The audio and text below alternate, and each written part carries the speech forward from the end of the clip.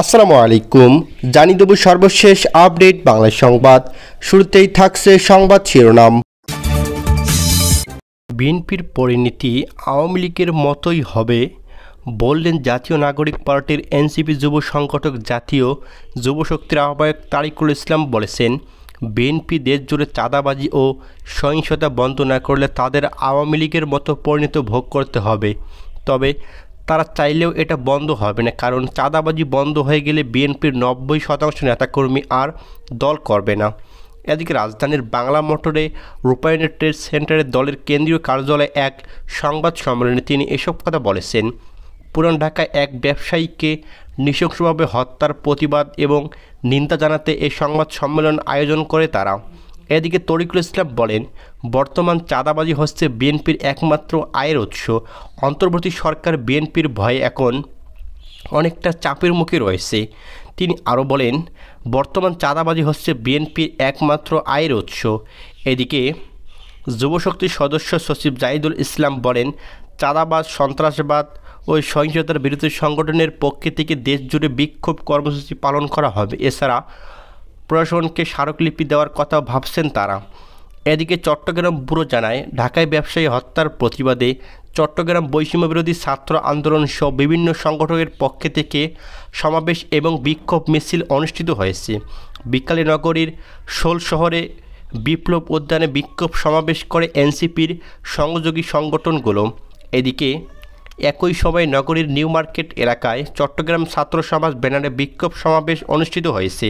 বিপ্লব উদ্যানের সমাবেশ শেষ করে যুবশক্তি ও বাক্সারের নেতাকর্মীদের নগরীর নাসিরবাদ সিটি এনিমিনেরা মিলিত হয়েছে। এদিকে সেখানে বৈষম্যবিরোধী ছাত্র আন্দোলনের বিক্ষোভ সমাবেশে তারা একাত্মতা প্রকাশ করেছেন। সমাবেশে বক্তব্য রাখেন বাংলাদেশ গণতান্ত্রিক ছাত্র সংসদের বাকসাত কেন্দ্রীয় যুগ্ম আহ্বায়ক খান তারাত মাহমুদ রাফি। এর আগে রাতে চট্টগ্রাম প্রেস ক্লাবের চত্বরে জড়ো হয়ে বিক্ষোভ সমাবেশ করে বৈষম্যবিরোধী ছাত্র আন্দোলনের বিভিন্ন নেতাকর্মীরা। এ সময় অন্যদের মধ্যে উপস্থিত ছিলেন বৈষম্যবিরোধী ছাত্র আন্দোলনের সিনিয়র যুগ্ম আহ্বায়ক ইবনে জুবাইর রহমান সহ অনেক নেতাকর্মী।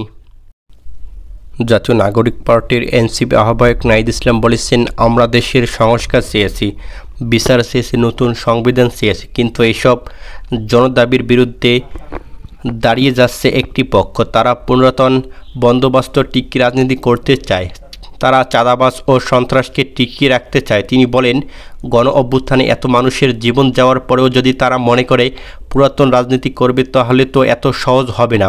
গণ অভ্যুত্থানের শক্তি এখনও মাঠে আছে। এদিকে শনিবার দুপুরে সাতক্ষীরা শহরের খুলনা রোড মোড়স্থ আসিফ চত্বরে এক পথসভায় তিনি এসব কথা বলেন।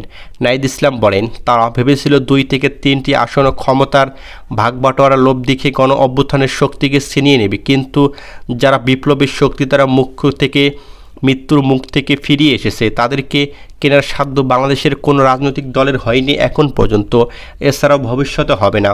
এদিকে এনসিপির আহ্বায়ক আরও বলেন, 5 আগস্ট আমরা বলেছিলাম, আসুন জাতীয় সরকার গঠন করি, দেশটাকে পুনর্গঠন করি, সব বিভাজন দূর করে বাংলাদেশকে নতুন করে গড়ে তুলি। তারা আমাদের সেই প্রস্তাবে সাড়া দেয়নি। তারা বলেছিল 3 মাসের মধ্যে নির্বাচন দিতে হবে, আমরা বলছি 6 মাসের মধ্যে নির্বাচন দিতে হবে। বলেছিলাম দেশের ভিতরে শত্রু তৈরি করতে চাই না, আমরা দেশ পুনর্গঠন করতে চাই।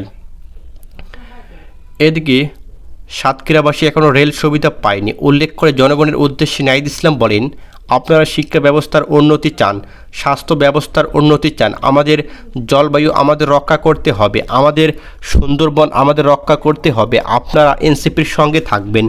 এদিকে চাঁদাবাজদের ভয় পাওয়ার কোনো কারণ নেই উল্লেখ করে তিনি বলেন, যে দেশের ছাত্র জনতা 16 বছরের ফ্যাসিস্ট স্বৈরাচার হাসিনাকে দিল্লি পাঠাতে পেরেছে, সে দেশের ছাত্র জনতা চাঁদাবাজদের ভয় পেতে পারে না। আপনারা ঐক্যবদ্ধ হন, নতুন করে প্রস্তুতি নিন, বাংলাদেশ রাষ্ট্রকে আমাদের ইনসাফের ভিত্তিতে গড়ে তুলতে হবে। নাহিদ ইসলাম আরও বলেন, আপনারা দলে দলে ঢাকায় আসুন, আগামী 3 আগস্ট আমরা শহীদ মিনারে আসছি, আপনাদের সঙ্গে দেখা হবে। চাঁদাবাজ সন্ত্রাসের বিরুদ্ধে আমরা নতুন করে ইতিহার এবং জুলাই ঘোষণাপত্র আদায় করব। এদিকে পথসভায় উপস্থিত ছিলেন এনসিপির সদস্য সচিব আক্তার হোসেন, যুগ্ম সদস্য সচিব ডক্টর তানজিম জারা, দক্ষিণ অঞ্চলের মুখ্য সংগঠক হাসনাত আবদুল্লাহ সহ অনেক নেতাকর্মী সেখানে উপস্থিত ছিলেন।